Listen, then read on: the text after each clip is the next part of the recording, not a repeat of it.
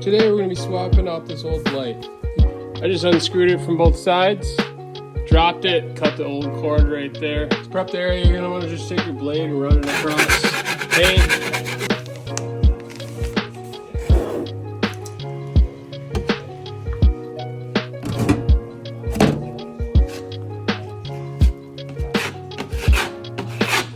Shove it in here. Line that hole up. Now you're dead center.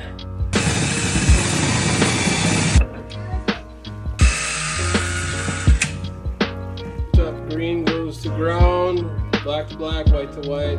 This end goes to your pancake light.